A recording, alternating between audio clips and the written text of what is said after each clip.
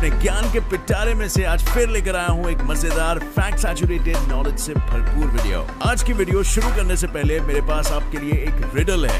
वो कौन सी ऐसी चीज है जिसको ना किसी ने देखा है और ना जाना, लेकिन सब उससे डरते हैं। ये कभी नहीं आता मगर हमेशा ही आते रहता है और आता रहेगा। ये आपके एक डिसीजन पर बन भी सकता है और खत्म भी हो सकता है। इसे हर कोई इम्प्रूव करना चाहता है, इवन दो आपको उससे कोई भी बेनिफिट नहीं होगा। और आपको फ्रेंड्स इसका जवाब भी इसी वीडियो में मिलेगा। सो इस वीडियो को कुछ देर पॉज करके जवाब सोचिए। सोच लिया?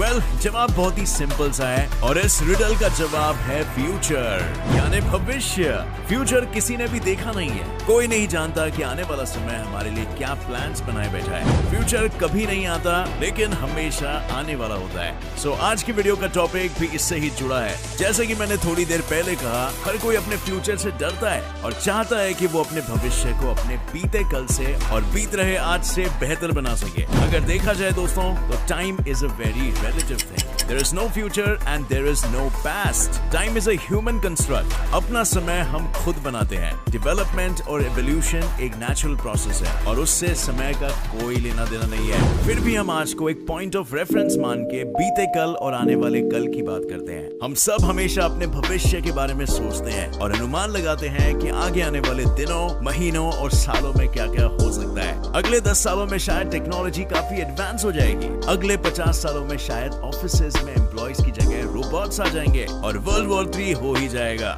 वहीं क्या पता अगले 100 सालों में ह्यूमन साइबॉर्ग्स भी बन जाए और टाइम मशीन्स भी। जो हमने सोचा ना हो वो भी हो सकता है, जो हम सोच रहे हैं वो भी हो सकता है, और जो हम ना सोच रहे हैं या सोच रहे हैं वो नहीं भी हो सकता है, क्योंकि आखिर कल किसने देखा है। अब अगले 100 से 200 सालों के भविष्य के बारे में assumptions करना आसान है, क्योंकि ये समय उतना भी दूर नहीं है। लेकिन चलिए मैं आपको बता देता हूँ some food for your thoughts। हमारी धरती 4.6 बिलियन साल पुरानी है और उस पे इंसान बस कुछ 66 मिलियन साल पहले ही आया था। जब इंसान सबसे पहले इस धरती पे आए, तब से लेकर आज तक हमारे जेनेटिक स्ट्रक्चर और हमारे एनवायरनमेंट में काफी सारे चेंजेस हो चुके हैं। कई प्राणी एक्सटिंक्ट हो चुके हैं। हम कीड़े मकोड़े खाने वाले और केव्स में रहने वाले से आलीशान स्काईस्क्रेपर्स में रहने और प्लेट पे सजे गॉरमेट खाना खाने पे आ गए हैं। जब 66 मिलियन ईयर्स में हम में इतना चेंज आ गया है, तो क्या आपने सोचा है कि अगले 1 बिलियन सालों बाद हमारी प्रजाति कितनी एडवांस हो गई होगी और उस समय में हमारी धरती का क्या हाल हुआ होगा?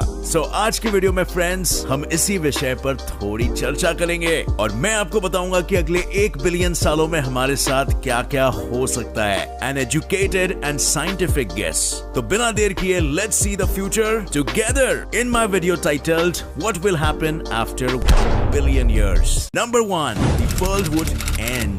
आप माने या ना माने, शायद अब तक की सबसे ज्यादा बड़ी पॉसिबिलिटी यही है कि अगले 1 बिलियन सालों में दुनिया ही खत्म हो जाए। जैसे जैसे टेक्नोलॉजीज एडवांस कर रही है, वे डेंजरस भी होती जा रही है। Nuclear power, chemical and biological warfare methods, climate change, artificial intelligence और सुपर वोल्केनिक इरप्शंस भविष्य में इतने खतरनाक बन सकते हैं कि वे एपोकैलिप्स ले आए। एपोकैलिप्स का मतलब दुनिया खत्म हो जाने वाली तबाही। प्रकृति का एक रूल है, जो एग्जिस्टेंस में आया है उसको एक ना एक दिन जाना ही पड़ता है। Everything that has a start has an end too। 1 billion years एक बहुत ही बड़ा टाइम पीरियड है और इस समय में कुछ भी हो सकता है। ये बिल्कुल पॉसिबल है कि धरती खत्म हो जाए और इंसान बाकी प्लैनेट्स को इनहैबिट करना शुरू कर दे। अगर ऐसा होता है तो हमारे लिए और भी कई पॉसिबिलिटीज और दरवाजे अनलॉक हो जाएंगे। I mean, just imagine, space पूरा खुला है हम इंसानों को एक्सप्लोर करने के लिए और हम इसके बारे में ही आगे बात करेंगे। लेकिन ये भी हो सकता है कि धरती के साथ हमारी ह्यूमन सिविलाइजेशन और ह्यूमन रूल का पीरियड भी खत्म हो जाए, यानी हमारा और हमारे धरती के जीवों का अस्तित्व ही इस ब्रह्मांड से मिट जाए, जो जितना ही डरावना सुनाई पड़ता है उतना ही पॉसिबल भी है। नंबर 2,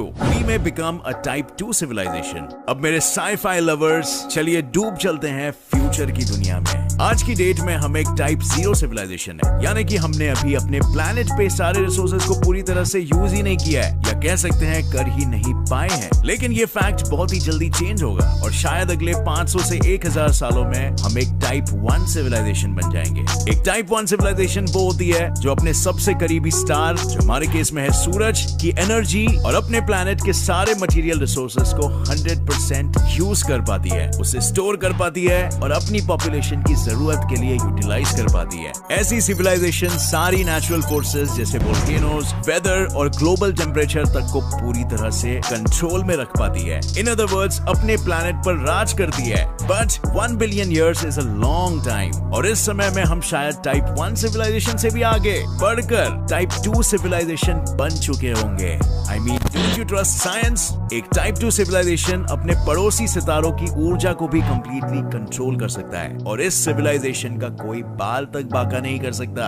हम लोग ये स्टेटस अचीव करने के बाद इतने ज्यादा पावरफुल हो जाएंगे कि चांद से बड़े एस्टेरॉइड्स को चंद सेकंड्स में ही वेपराइज कर सकेंगे और एक्स्ट्रा टेरेस्ट्रियल रेसेस हमारी सिविलाइजेशन से और भी ज्यादा एक्टिवली इंटरैक्ट करने लगेगी। Number 3, we may become a type 3 civilization. Again, 1 billion years is a long time. इस टाइम में हो सकता है कि हम टाइप 2 सिविलाइजेशन से भी आगे बढ़ जाए और फाइनली एक टाइप 3 सिविलाइजेशन बन जाए, यानी कि द मास्टर रेस बन जाए। इस स्टेज पर हम अपनी पूरी गैलेक्सी की एनर्जी को हार्नेस कर पाएंगे, मरे हुए सितारों को इनहैबिट कर पाएंगे, यानी वहां रह पाएंगे और एक गैलेक्सी से दूसरी गैलेक्सी से जाना बहुत ही कॉमन हो जाएगा। जैसे एक मुंबईकर के लिए अंधेरी से बांद्रा, ब्लैक होल जनरेटर से लेकर हाइपरनोवा इंजन्स, ये सभी टेक्नोलॉजीज का हम इस्तेमाल करेंगे और एक अनटचेबल सिविलाइजेशन बन जाएंगे। इंसान इमोर्टैलिटी अचीव कर लेगा और हम वर्चुअल रीसरेक्शन भी कर पाएंगे और ये भी बिल्कुल हो सकता है कि उस टाइम पर इंसान और रोबोट्स के हाइब्रिड्स यानी ह्यूमन साइबॉर्ग्स की भी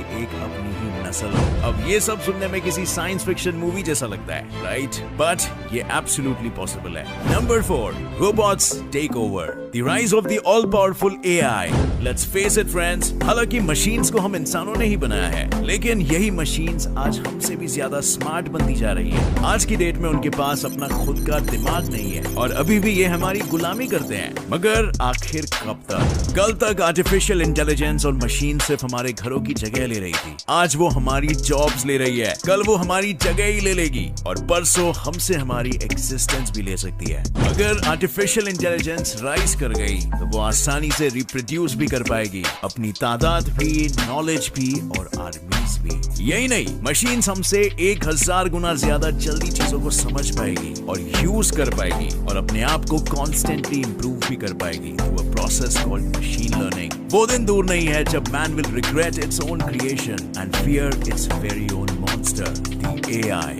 Number 5, we develop into a different species altogether. हम इन दो पॉसिबिलिटीज में से एक में तब्दील हो सकते हैं। पहला कि हम ह्यूमन साइबॉर्ग्स बन जाएं एंड उसी तरह से फर्दर इवॉल्व करें, और दूसरा कि हम अपने फ्यूचर सेल्फ को देखकर पहचान ही नहीं पाए। जैसे क्या आप मछलियों को देखकर पहचान पाते हो कि अरे ये तो मेरे दादाजी थे? अगर आप ह्यूमन एवोल्यूशन के इतिहास को देखेंगे तो आप पाएंगे कि 66 मिलियन साल पहले के इंसान और आज के इंसान ऑलमोस्ट दो अलग स्पीशीज ही है। हमारा दिमाग डेवलप होता चला गया और हमारी मांसपेशियां कमजोर। आने वाले समय में भी ऐसा ही होगा। जैसे जैसे हम टेक्नोलॉजी की एडवांसमेंट के कारण कम लेबर करेंगे और दिमाग ज्यादा यूज करने लगेंगे, हमारी बॉडीज वैसे ही डेवलप होती चली जाएगी और हम होमो सेपियन से इवॉल्व होकर कुछ और ही बन जाएंगे। वैसे तो मैं आपको बहुत कुछ बता चुका हूँ, लेकिन मैं खुद भी ये नहीं जानता कि अगले 1 बिलियन सालों में हमारे साथ क्या होगा। ये सभी तो हमारा एजुकेटेड गेस है जो हम साइंस और हिस्ट्री को नजर में रखते हुए कर रहे हैं। आपको मेन इन ब्लैक 3 का ग्रिफिन याद है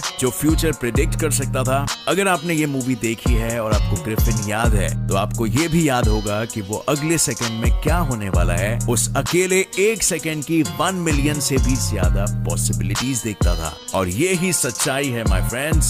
भविष्य किसी ने नहीं देखा है और भविष्य में क्या होगा इसकी हर एक पॉसिबिलिटी की कल्पना भी कर पाना एक बहुत ही मुश्किल काम है। लेकिन एक बात मैं जरूर कहना चाहूंगा, अपना भविष्य हम खुद बनाते हैं थ्रू एक्शंस और हमारा फेट, हमारी डेस्टिनी हम खुद कंट्रोल करते हैं। और अगर हम एफर्ट डालें तो हम जो चाहेंगे अगले 1 बिलियन सालों में वही होगा और ये चीज शुरू होती है हमारे थॉट से। सो इंसानी सभ्यता के लिए पॉजिटिव और कंस्ट्रक्टिव थॉट्स रखें, हमारे सुनहरे सुनहरे फ्यूचर को इमेजिन करिए और बस उसी के तरफ इंसानियत के बढ़ने को सपोर्ट कीजिए और हमारा फ्यूचर भी पॉजिटिव ही होगा। सो आज के लिए बस इतना ही फ्रेंड्स। अगर आपको मेरा ये वीडियो पसंद आया तो इसे लाइक करिए। फिर मिलूंगा आपसे मैं बहुत जल्द अगली वीडियो में, जो होगी इससे भी ज्यादा ज्ञान भरपूर और इससे भी ज्यादा मजेदार। सो स्टे ट्यून्ड एंड तब तक के लिए कीप वॉचिंग, कीप लर्निंग। जय हिंद।